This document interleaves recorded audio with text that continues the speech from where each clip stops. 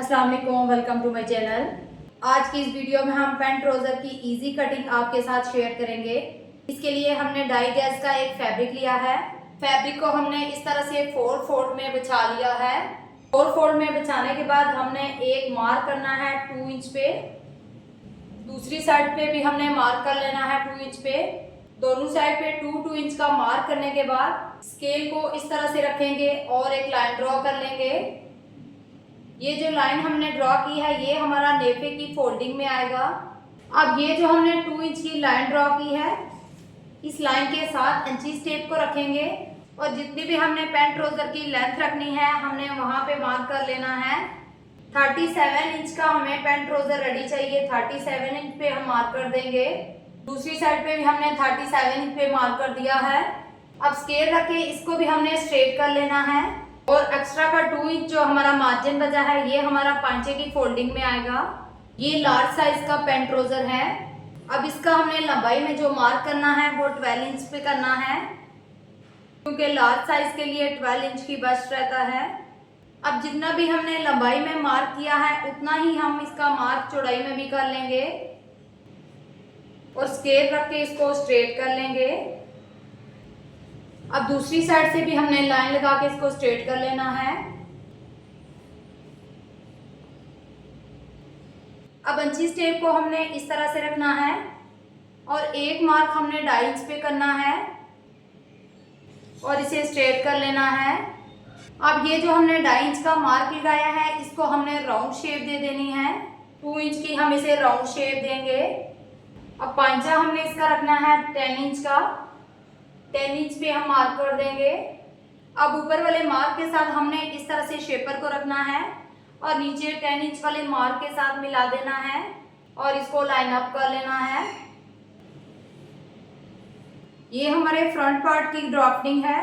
अब हमने back part की ड्राफ्टिंग इस तरह से करनी है कि 2 इंच का हमने एक्स्ट्रा एक और मार्क करना है और इसे भी हमने स्ट्रेट कर लेना है। अब इंचीज टेप को हमने इस तरह से रखना है और 2 इंच का हमने एक्स्ट्रा मार्क करना है। ये हमारे बैक पार्ट का मार्क है। स्केल को रख के इस तरह से हमने इसकी स्ट्रेट लाइन लगा देनी है और यहाँ से हमने 2 इंच वाले अगले मार्क से इसको मिला लेना है। ये हमारे बैक पार्ट की ड्राफ्टिंग है।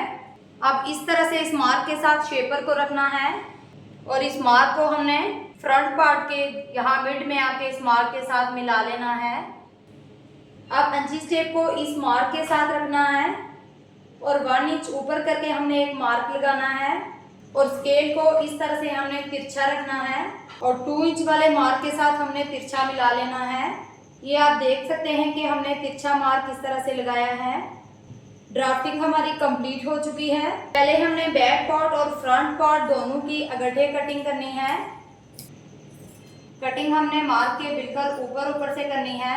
इसमें कोई एक्स्ट्रा मार्जिन नहीं रखना। बैक और फ्रंट पार्ट की अगटे कटिंग करने के बाद अब हमने फ्रंट पार्ट के 2 पीस उठाने हैं और फ्रंट पार्ट की कटिंग कर लेनी है।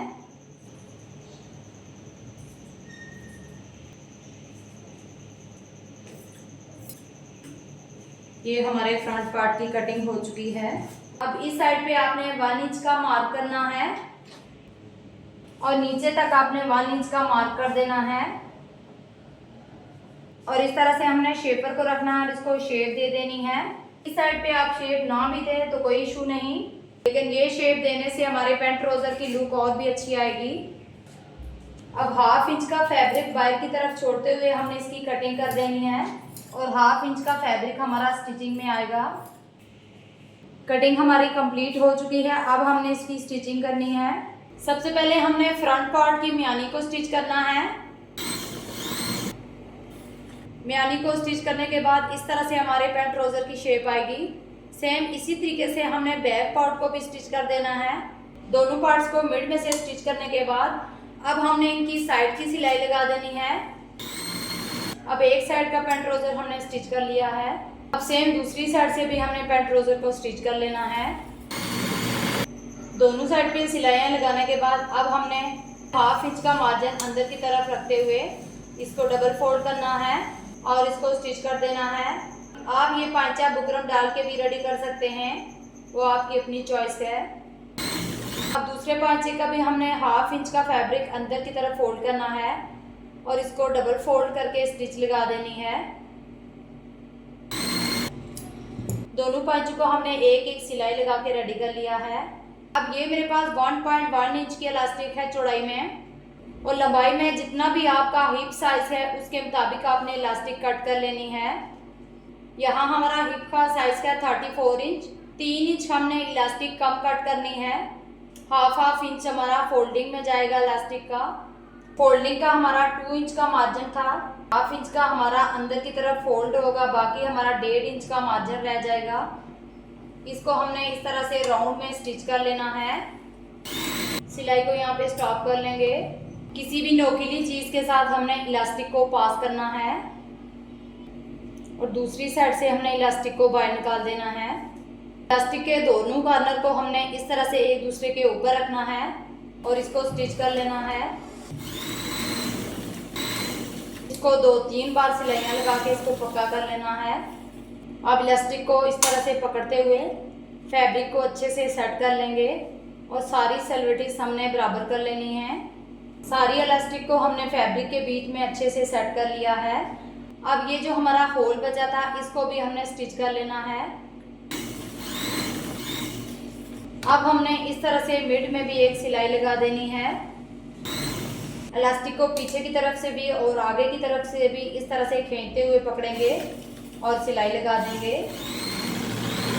ताकि हमारा जो फैब्रिक है एक ही जगह पे सेट रहे, आगे पीछे हिले ना। मिड की सिलाई भी हमने लगा दी है। अब ये देखिए हमारी इलास्टिक अच्छे से फिक्स हो चुकी है।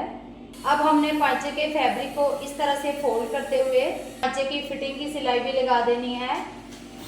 स्टार्टिंग से सिलाई को डबल किया करें ताकि हमारी सिलाई का जो जोड़ है वो पक्का हो जाए। मियानी तक हमने इसे स्टिच कर लेना है। मियानी तक हमने स्टिच कर लिया है। अब दूसरी साइड से भी हमने 1/2 इंच का फैब्रिक अंदर की तरफ दोनों साइड से फोल्ड करना है और इसे स्टिच कर लेना है। दोनों साइड की फिटिंग की सिलाइयाँ हमने लगा दी हैं। अब हमने अच्छे से इसको प्रेस लगा देनी है। अब ये होती है हमारे पैंट ट्राउजर की असल शेप। जो बैक पार्ट हम बड़ा रखते हैं और फ्रंट का पार्ट छोटा रखते हैं और उठने बैठने में बिल्कुल किसी किस्म की कोई प्रॉब्लम नहीं होती। हमारी आज की ये वीडियो आपको कैसी लगी कमेंट्स में ज़रूर बताइएगा।